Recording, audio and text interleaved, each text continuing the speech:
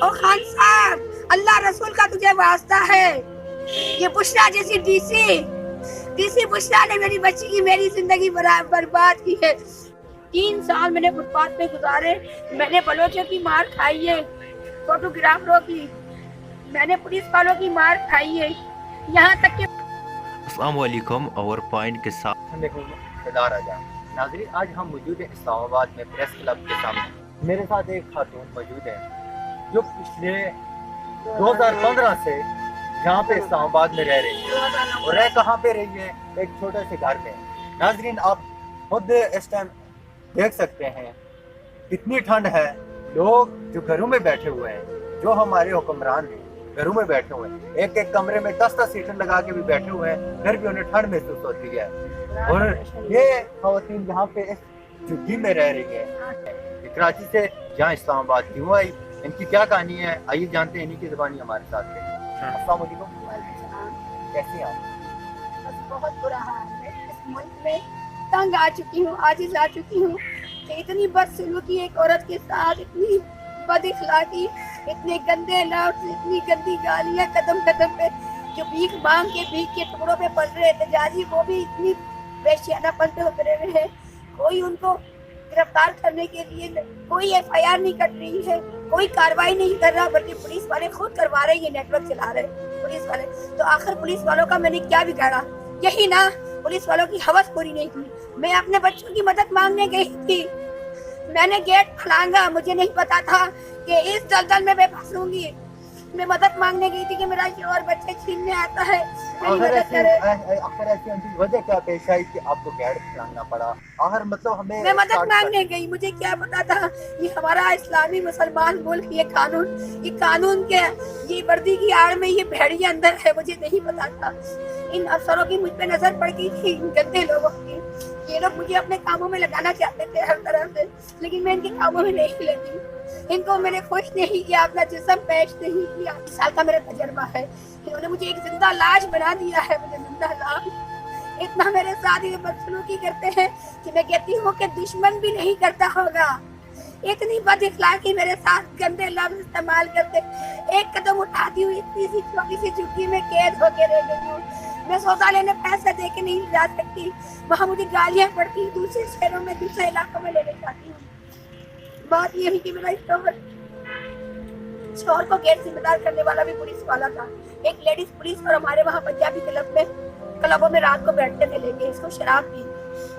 वो शराब लेकर आया, मैंने डांटा और शराब उड़ेल दी मैंने, क्योंकि मैं शरीफ थी, और शरीफ मेरे माँ बाप या शरीफ गाँव का सीधा साधा बंदा देख के शादी की थी।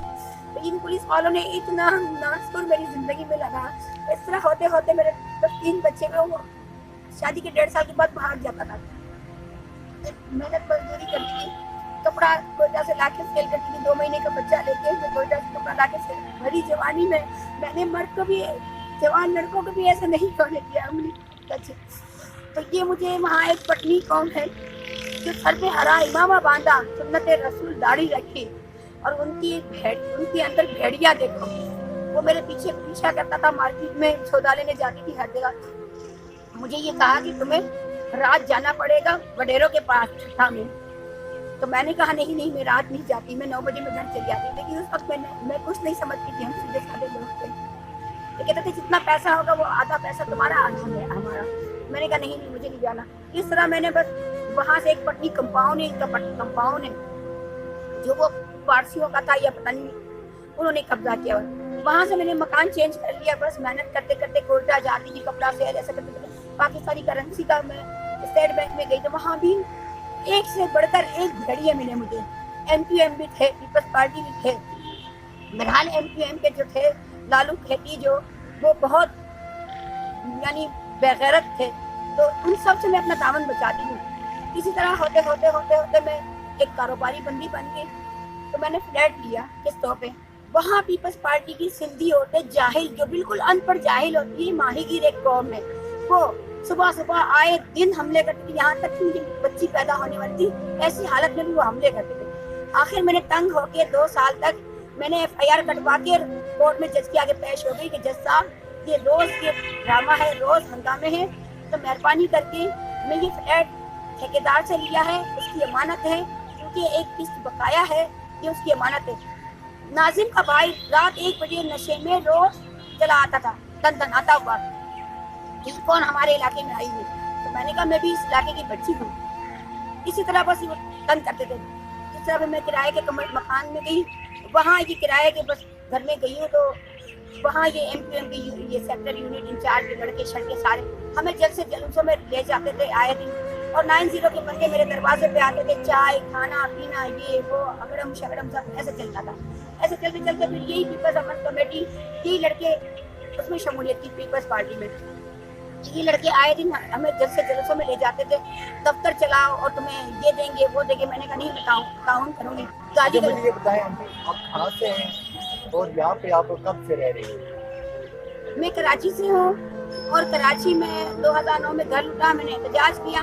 कराची में गोलियों की बारिश हो रही थी, किसी बिल्किस ऐदी ने चादर तक मुझे नहीं दी, जिसको लाखों अरबों खरबों फंड आता है। मैं उसके खिलाफ नहीं हूँ, लेकिन उसने मेरी और मेरी बच्ची की जिंदगी एक तमाशा बनाई है।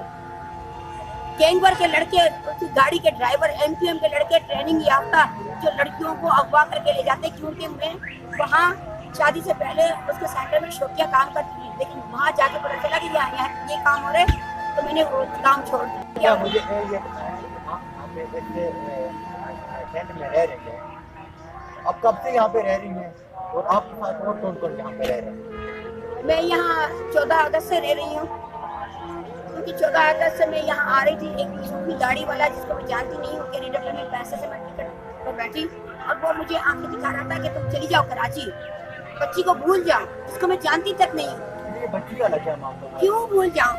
मेरी बच्ची को इन लोगों ने एडी सेंटर में हमें बंद करवाया था 1 महीने तक, और हमारा सारा सामान ले गई पुलिस वाले और एहतजाजी।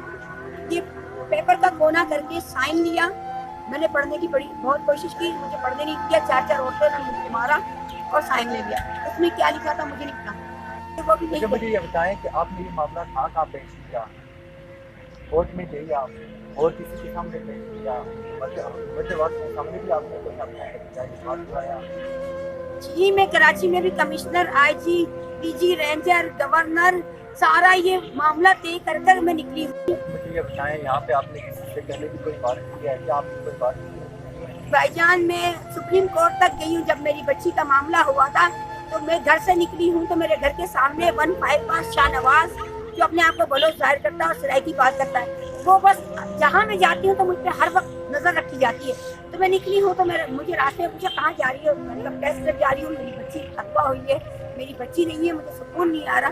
तो मैं जब आई हूँ यहाँ तो यहाँ रिकॉर्डिंग मैंने यहाँ सुनाई और 15 के दफ्तर पर सुना के निकली हूँ। तो पहले से ही ये लड़के नशे में यहाँ खड़े थे।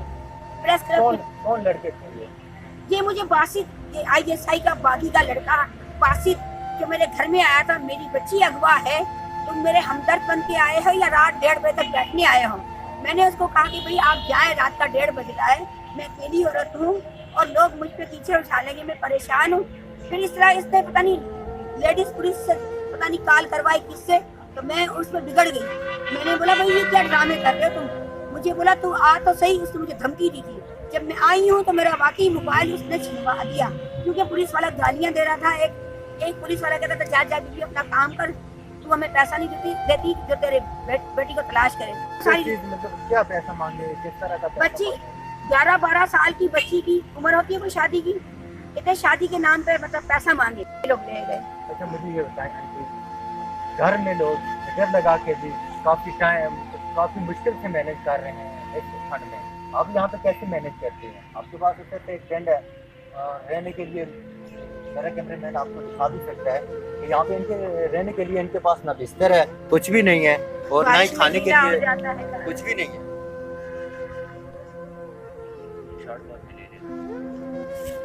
मुझे ये बताएं आप कैसे मैनेज करती हैं यहाँ पे बारिश में? देखिए 2009 से ये मुझे 2-2 साल मैंने इतनी छोटी सी फुटपाथ पे 3-3 साल गुजारा है।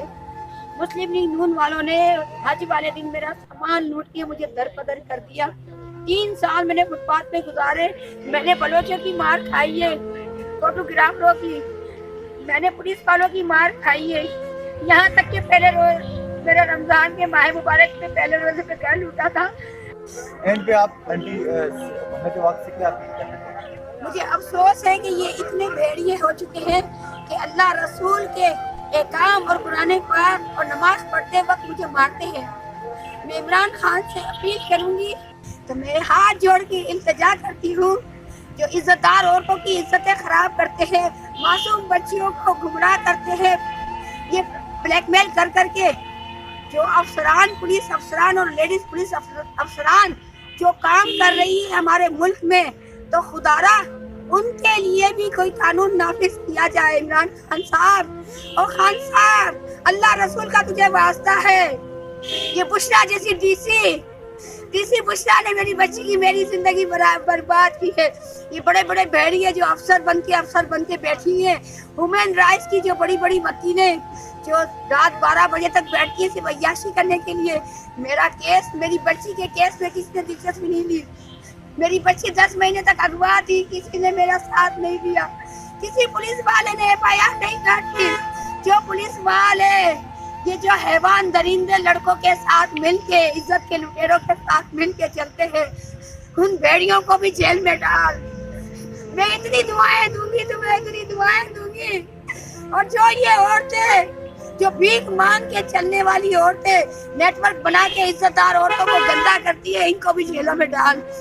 میں التجا کرتی ہوں، گڑ گڑاتی ہوں، میں عمران خان صاحب کے بھی پاؤں پڑنے کو تیار ہوں کہ خدا را اور جگہ بھی جا کے دیکھ، اور جگہ بھی تو اپنے نیٹ ورک لگا، اور جگہ میں بھی نظر مار کہ شریف عزت دار عورتوں کے ساتھ کتنی بے حرمتی ہو رہی ہے۔ جی ناظرین، یہ تھی آج ہمارے ساتھ ایک دکھ بھری کہانی، جو آپ دیکھ سکتے ہیں یہ خواتین کس طرح رو رہی ہیں اور ہاتھ جوڑ کے حکومت وقت سے یہ اپیل کر رہی ہیں کہ ان کے ساتھ انصاف کیا جائے، ان کے ساتھ جو ظلم اور زیادتی کی گئی ہے اس کا انہیں جو ہے وہ بدلہ، ان سے بدلہ لیا جائے جنہوں نے ان کی بیٹی کے ساتھ اور ان کے ساتھ ظلم اور زیادتی کی ہے۔ جی ناظرین، یہ تھے آج ہمارے ساتھ ایک دکھ بھری کہانی، جنہوں نے اپنی جو ہے وہ ساری سٹوری آپ کے ساتھ شیئر کی کہ اس طرح ان کے ساتھ کس طرح ظلم اور زیادتی کی گئی۔ ان کی حکومت وقت سے یہی اپیل ہے کہ ان کے ساتھ جو ظلم اور زیادتی ہوئی ہے اس کا بدلہ لیا جائے ان لوگوں سے جنہوں نے ان کی بیٹی کے ساتھ اور ان کے ساتھ یہ ظلم اور زیادتی کی ہے۔ اسی کے ساتھ آپ نے میزبان فدا راجہ کو دی اجازت۔ اگر آپ کے پاس بھی ایسی کوئی کہانی ہے تو آپ ہمارے ساتھ شیئر کر سکتے ہیں۔ اللہ